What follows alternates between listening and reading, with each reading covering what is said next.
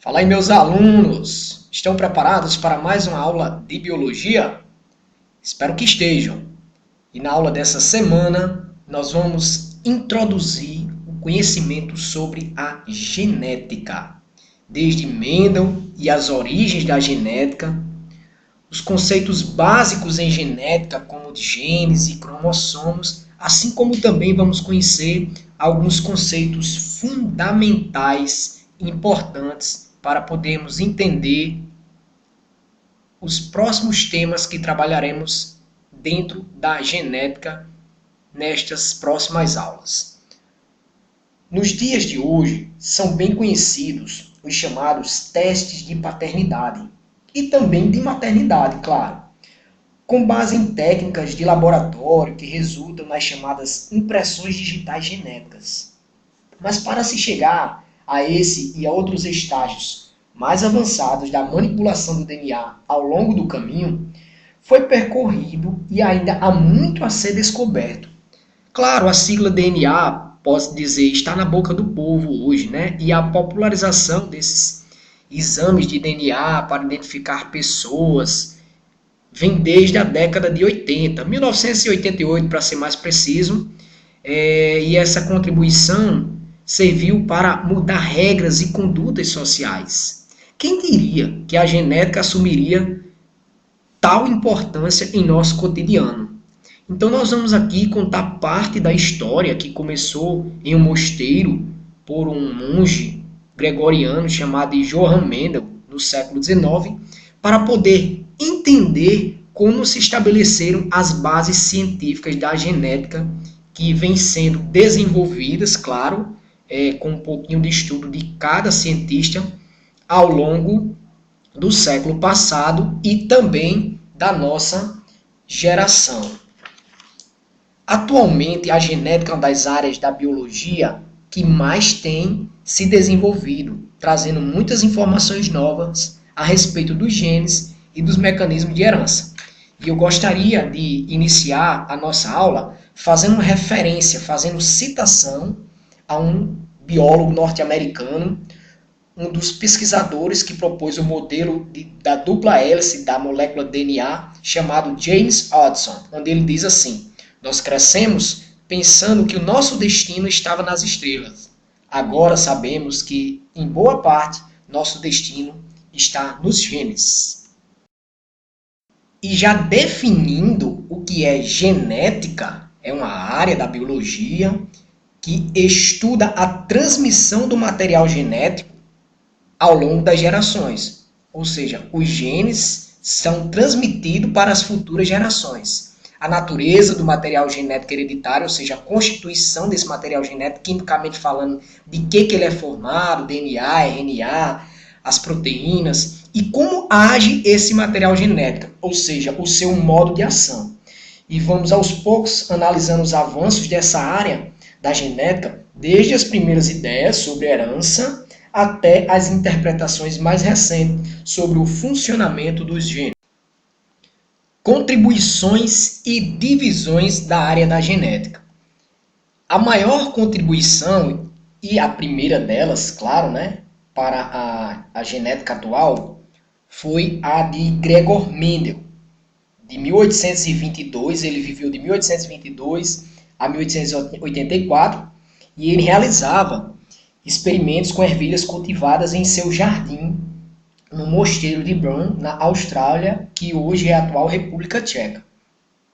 O trabalho de Mendel, ele foi apresentado à comunidade científica em 1865, porém ele passou despercebido durante 35 anos, até 1900, isso, onde houve o reconhecimento mendeliano por diferentes cientistas de modo independente. Eles reconheceram e confirmaram as ideias de Mendel. Os pesquisadores foram o holandês Hugo de Vries, o alemão Karl Correns e o austríaco Erich von. Mendel postulou que a transmissão dos caracteres hereditários era feita por meio de fatores que se encontravam nos gametas. E aí ele chegou às suas conclusões antes mesmo de se conhecerem os cromossomos e os processos de divisão celular, porque até então ele não sabia dessa existência, né, dos cromossomos e que as células se dividiam. Atualmente, os fatores mendelianos, eles são denominados de genes. Entre a publicação do trabalho de Mendel em 1865 e seu redescobrimento, digamos assim, em 1900, muitos avanços aconteceram no campo da citologia, do estudo da célula. Por exemplo, os cromossomos e outras estruturas celulares foram observados ao microscópio e os processos de divisão celular, por mitose, por meiose, também foram descritos. Em 1902, para ser mais preciso, se eu não me engano, Walter Sonto, ele verificou que o comportamento dos cromossomos nas divisões celulares era compatível ao dos fatores então estudados pela genética tradicional de Mendel. E aí ele propôs a teoria cromossômica da herança, segundo a qual os genes estão localizados nos cromossomos. E a partir de 1906, por ideia de um biólogo chamado William Bateson, um britânico, veio a denominação do termo genética. Gen quer dizer origem, então entender as origens, por exemplo, das características que o meu organismo possui.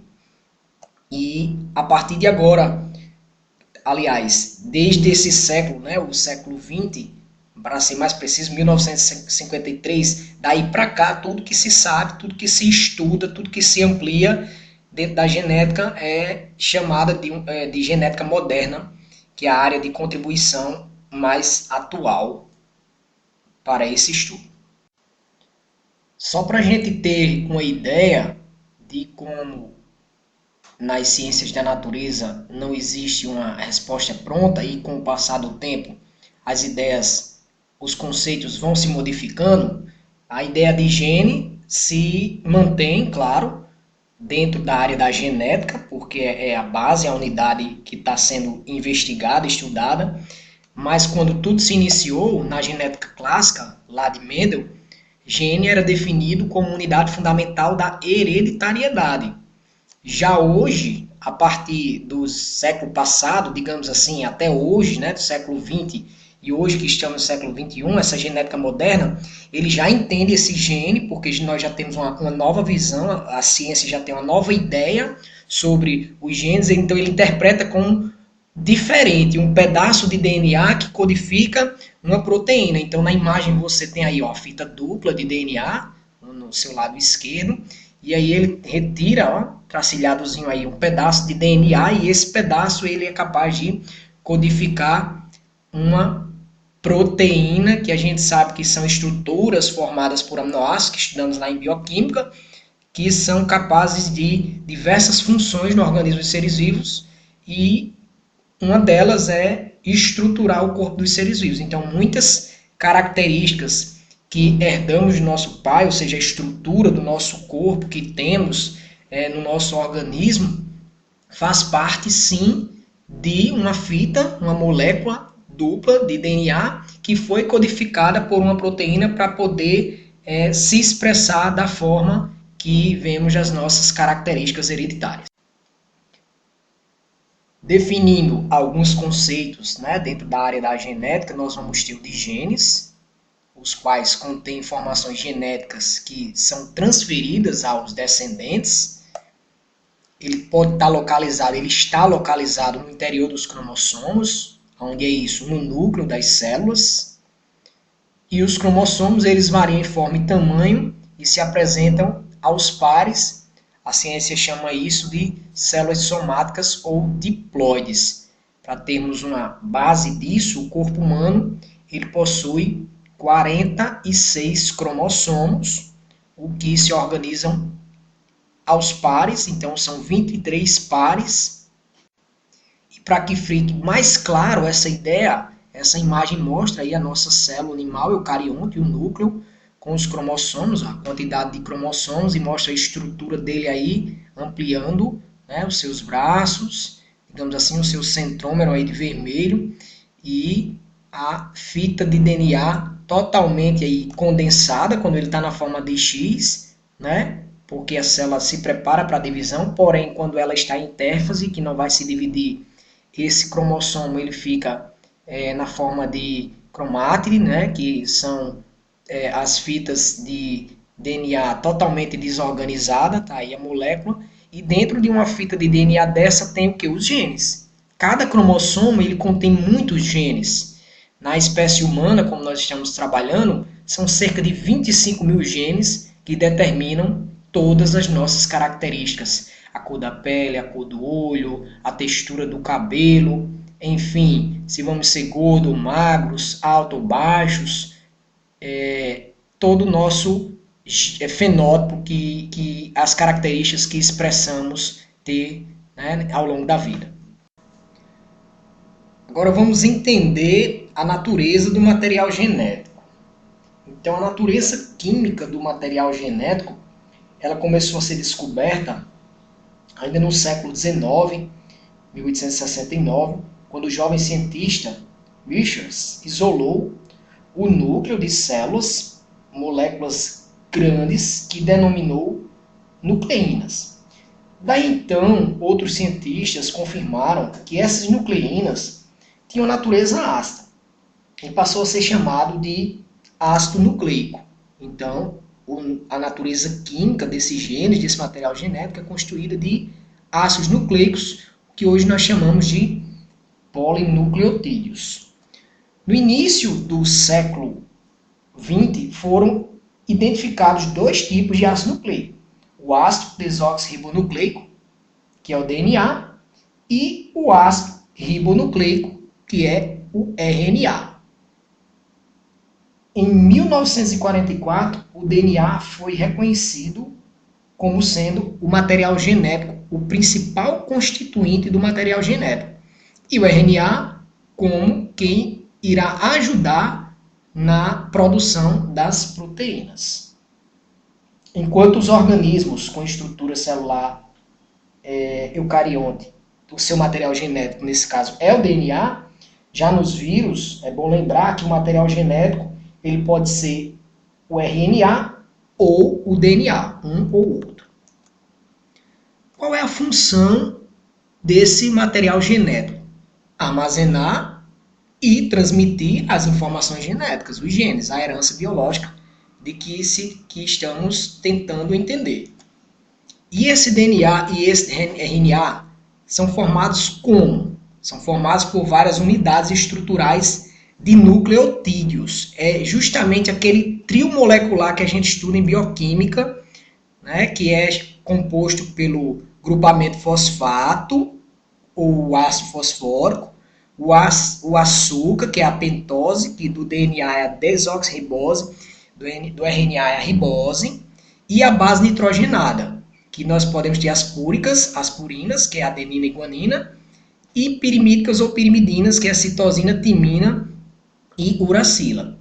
Só que em cada DNA eu não tenho só um nucleotídeo com esse trio molecular, eu tenho vários nucleotídeos. Então, por isso que eu disse que a constituição do ácido nucleico hoje é chamada de polinucleotídeos, porque são vários trios moleculares desses em uma única molécula de DNA, certo? Só para você ter uma ideia, a imagem do canto esquerdo da tela representa, para a gente ficar ciente, a molécula de DNA, e essa outra imagem, a de RNA. Qual é a diferença básica? Ambas têm o grupamento fosfato, o fósforo, o ácido fosfórico, como você queira chamar, porém, o DNA, o açúcar pentose, é a desoxirribose e o RNA é a ribose. Já nas bases nitrogenadas, DNA e RNA vão ter adenina e guanina como bases púricas, mas como bases pirimídicas vai existir uma diferença. DNA terá citosina e timina e o RNA substitui a timina pela uracila. Então, o RNA terá citosina e uracila. Então, pense comigo como seria o nosso código genético. polipeptídeo, ou cada proteína, é formado por uma sequência específica de aminoácidos determinada pelo RNA mensageiro maduro. Sabes que existem 20 tipos de aminoácidos e que cada RNA mensageiro maduro é formado por uma sequência de bases nitrogenadas. Mas como será que os 4 tipos de bases nitrogenadas conseguem codificar 20 tipos de aminoácidos? Se considerarmos que cada base codifica um aminoácido, então só poderiam existir 4 aminoácidos, mas existem 20. Então, vamos propor que as bases nitrogenadas formariam uma linguagem em código e que cada código responderia ao aminoácido. Surgiu assim a expressão código genético. Inicialmente, propôs que cada código seria formado pela combinação de 2 bases nitrogenadas. Entretanto, quando se fez o cálculo do número total de combinações possíveis entre as 4 bases nitrogenadas em grupos de 2, verificou-se que esse número seria 16, menor do que o número total de aminoácidos, que são 20. Desse modo, o código genético não poderia ser formado por pares de bases nitrogenadas. Após várias experimentações, chegou à conclusão de que os aminoácidos são codificados por trincas de bases nitrogenadas. É o código de trincas ou de tríades, como cada trinca forma um código, como mostra na figura aí. A combinação dos 4 tipos de bases nitrogenadas em grupos de 3 dá um total de 64 códigos. Esse número é muito maior do que o número total de aminoácidos. Entretanto, provou-se experimentalmente que um mesmo aminoácido pode ser codificado por mais de uma trinca, havendo assim trincas sinônimas. Pelo fato de um aminoácido poder ser codificado por mais de uma trinca, o código genético é dito como degenerado. Então você tem aí na imagem direita a primeira base, são 3 bases, que ela vem de UCAG, a segunda base acima, UCAG, e a terceira base no lado direito, que já mostra uma, digamos, união, uma junção das 4 bases que existem no RNA, UCAG, UCAG, UCAG, UCAG, para o código genético se consistir em 64 códons, que cada códon ele é escrito no sentido 5 linha, 3 linha, à medida que aparecem no RNA mensageiro. O AUG é o códon iniciador. O AA, o AG e o GA são códons finalizadores. Para o significado das abreviações usadas para os aminoácidos, nós vamos estudar um pouquinho mais lá na frente. Mas como se dá a transmissão desses genes? Já que eu já entendi a sua natureza e de que ele é constituído. Então, ocorre com a união de gametas, que são as células haploides, os nossos espermatozoides nos homens e o óvulo nas mulheres. Então, esses gametas, chamados de células haploides, pela citologia, vão combinar 2 conjuntos de genes, um de cada progenitor, um conjunto genético que vem do pai e outro que vem da mãe. Na realidade, o espermatozoide ele transporta um conjunto de genes com 23 cromossomos e o óvulo um conjunto de genes com 23 cromossomos para esses cromossomos se unirem e formarem uma nova célula, ovo ou zigoto com 46 cromossomos. Porém, a imagem com fundo branco, ela ilustra células haploides com apenas 3 cromossomos para a gente entender. Então, você tem um conjunto, 3 conjuntos gênicos representados por cores. No espermatozoide, 2 tonalidades de verde e uma de azul.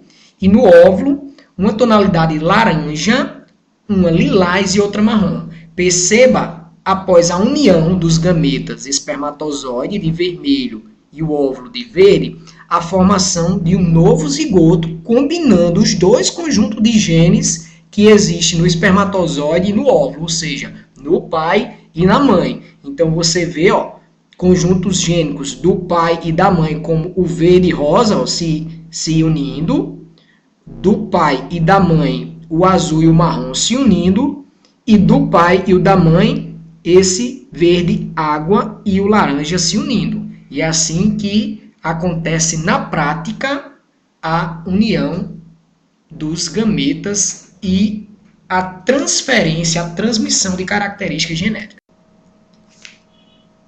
Mas antes da transmissão, ou seja, da transferência de genes acontecer, é importante que o organismo ele se prepare para a produção dessas células.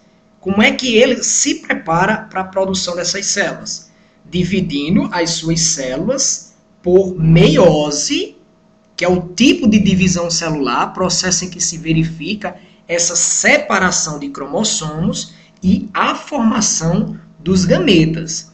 Nós sabemos que o nosso organismo, nossas células que constituem nosso organismo, elas passam por dois tipos de divisão celular. A mitose, processo em que uma célula-mãe, chamada de 2N, origina duas células filhas idênticas, e a meiose, tipo de divisão celular, o processo em que uma célula-mãe, 2N, origina 4 células filhas N, que é a chamada célula haploide. Então, só vai ser possível essa transferência, essa transmissão e a fecundação, porque isso também vai estar acontecendo com o organismo feminino, a união desses dois gametas, o masculino e o feminino, para poder restabelecer o número inicial de cromossomos, se primeiro eu passar por esses processos de divisão celular que no organismo humano começa na puberdade. Até a puberdade, nós passamos pela mitose como divisão celular, que é de crescimento do nosso corpo, regeneração das partes lesionadas, e a partir da puberdade, que nós começamos a produzir hormônios que vão desencadear o trabalho de meiose para produção de gametas, para assim ocorrer a fecundação e pela reprodução eu conseguir transmitir esses meus genes que foram produzidos pelo meu material genético, DNA. A partir de agora, eu irei apresentar para vocês alguns conceitos fundamentais que, a partir de hoje, serão importantes para a sua vida de estudante na área de genética. Então, você só vai entender a lei da herança genética, as bases cromossômicas da herança, a herança e o sexo, a genética e a biotecnologia na atualidade. Tudo que vier daqui para frente nessa área de genética, você só vai entender se você tiver em mente todos os conceitos fundamentais que eu vou te apresentar agora. Então, fique atento e faça suas anotações em um cantinho no seu caderno que você possa sempre consultar. Primeiro, o conceito de cromossomos homólogos. São os dois cromossomos que formam um par, possuindo a mesma sequência de genes ou as mesmas características genéticas. Veja a imagem. Sabe aqueles cromossomos vindo de cada progenitor que tem um conjunto genético do pai e um conjunto genético da mãe? Pronto, que vão se unir e formar uma nova célula? É exatamente isso que eu estou falando. Esses dois cromossomos que estão formando um par, que está possuindo a mesma sequência de genes, as mesmas características genéticas, mesmo sendo herdadas de células progenitoras diferentes, ou seja, do pai ou da mãe, eles vão ser chamados de cromossomos. Olha a ilustração. O óvulo, N, porque é haploide, gameta feminino, vindo ilustradamente com 4 cromossomos de cores diferentes, branco, verde, amarelo e laranja. E o espermatozoide, N, também sendo haploide, vindo ilustrado aí com 4 conjuntos de genes diferentes, né, cromossomos diferentes, o branco, o amarelo, o verde e o laranja. Então, você tem aí a união, no momento da fecundação, que eu já expliquei anteriormente, desses gametas, formando uma nova célula zigoto, 2N, ou seja, diploide, somática, onde nessa ideia, um cromossomo homólogo, esse par branco, veja, esse par verde, esse par amarelo e esse par laranja, quer dizer que ele é homólogo se ele veio um do pai e o outro veio da mãe. Veja, se formos nos aprofundar e entender esse par de cromossomos que está dentro do zigoto representado pela cor amarela, nós vamos entender que eles são homólogos justamente por eles virem de um progenitor, cada um do masculino e um do feminino, e eles terem as mesmas características, a mesma sequência genética, tamanho do pé, cor do cabelo, tipo sanguíneo e temperamento. Agora que eu já entendi que os dois cromossomos que formam um par, que possuem a mesma sequência de genes ou as mesmas características genéticas, são chamados de homólogos, eu vou representar essas características por letras, que é o que a genética chama de genes alelos. Genes alelos são aqueles que ocupam o mesmo locus em cromossomos homólogos. Então, você estava trabalhando com as mesmas características, ocupando a mesma posição, o mesmo locus naqueles cromossomos que são homólogos, e a gente vai chamar isso de genes alelos, e a partir de agora nós vamos representar esses genes por letras. Pegando o gancho daquele mesmo par de cromossomos homólogos amarelos que nós representamos anteriormente, para entender as características, que a primeira era tamanho do pé, a segunda era cor do cabelo, a terceira tipo sanguíneo e temperamento, eu vou explicar para vocês agora as mesmas características representando por letras o que a genética chama de genes alelos, estando essas letras ocupando o mesmo lugar, o mesmo locus nesses cromossomos homólogos. Então, Pzão, Pzão, para a característica tamanho do pé, Czinho, Czão, para a característica cor do cabelo, IA, I e B para tipo sanguíneo e Azinho, Azinho para temperamento. Ainda entendendo esses alelos, pode existir genes alelos iguais e genes com alelos diferentes. Então, os alelos que compõem um par e são idênticos entre si, iguais, exemplo, Azão e Azão, ou Bzinho e Bzinho, eles são chamados de puro, pois estão em caráter homozigótico ou homozigose. Veja na ilustração, genes de alelos iguais, em cromossomos homólogos, ó, o Azão, Azão, mesmo locus, mesmos genes, mesma característica, então eles são alelos e se expressam em Azão, Azão, letras maiúsculas, homozigóticos, ou ambos em letras minúsculas, Bzinho, Bzinho, homozigótico. Poderia ser Azinho, Azinho? Claro que sim. Ou Bzão, Bzão? Também. O importante é que esses genes, essas letras, digamos assim, para a gente entender melhor, se expressem maiúsculo com maiúsculo ou minúsculo com minúsculo, são iguais. Também existem os alelos que compõem um par que não são iguais, eles não são idênticos entre si, e é o que a genética chama de híbrido, diferentes, ou podemos chamar de heterozigótico ou heterozigose. Então, eles vão se expressar como Azão, Azinho, uma maiúscula, uma minúscula, isso é a expressão em heterozigose, ou até mesmo Bzão, Bzinho, uma maiúscula, uma minúscula, é o que nós chamamos de expressão de característica em heterozigose. Expressão da característica em homozigose, Azão, Azão. Expressão da característica em heterozigose, Azão, Azinho. E aí eu digo letras maiúsculas idênticas ou minúsculas idênticas, homozigose. Letras maiúsculas com minúscula, heterozigose. É claro que nós estamos analisando uma característica ou um par de características por vez. Certo, mas quando eu analiso, claro, na sua totalidade, toda a constituição genética do indivíduo, são todos os genes, todas as letras que ele possui em suas células, e o que foram herdados, claro, dos seus pais, eu chamo isso de genótipo.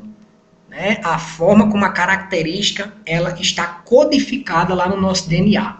Já a forma como as características são manifestadas por um indivíduo, como eu sou formado, como o meu organismo trabalha o meu metabolismo, como é o meu comportamento, e isso eu sei que ele é determinado pelas minhas letrinhas, pelos meus genótipos, mas pode ser modificado pelo ambiente, eu chamo isso de fenótipo. Então, a imagem mostra embaixo o genótipo, as letras, os genes, os cromossomos homólogos, aí, claro, mostrando uma característica, ó, em homozigose, azão-azão, em homozigose azinho-azinho, e em heterozigose no terceiro azão-azinho, e na parte de cima mostrando que essa característica azão-azão é para representar o fenótipo manifestando a cor lilás da flor, já o azinho-azinho a cor branca, que é uma cor recessiva, já esse em heterozigose representa a mesma cor do azão-azinho, já que o fenótipo ele significa que é igual ao genótipo do indivíduo mais a ação do ambiente. Então, eu posso ter um genótipo, uma constituição genética para ter uma predisposição de uma pele parda, isso é o que está dizendo nos meus genes, mas eu posso manifestar uma cor de pele morena, diferente da que os meus genes. Por quê? Devido à ação do ambiente. Da mesma forma, a textura do nosso cabelo. A textura do meu cabelo ela pode ser programada, ela pode ser constituída em genes para ter uma textura ondulada, mas por a gente usar muitos produtos químicos hoje em dia, ou seja, a ação do ambiente, pode, ou seja, mudar um pouco essas características morfológicas do indivíduo. E até mesmo o tipo sanguíneo e entre outras características que nós vamos conhecer a partir da... Quando esses alelos ou esses genes que determinam o mesmo fenótipo se expressam tanto em homozigose, azão, como você vê na imagem, como em heterozigose, bezinho, nós chamamos eles de alelos dominantes. Você tem duas cópias de cada gene, ou seja, letras maiúsculas, que estão determinando o mesmo fenótipo. E ele tanto se expressa em homozigose, azão, letras maiúsculas, como pode se expressar em heterozigose, o bezão, inibindo a característica recessiva do bezinho, então somente o gene dominante da letra maiúscula é que se expressa.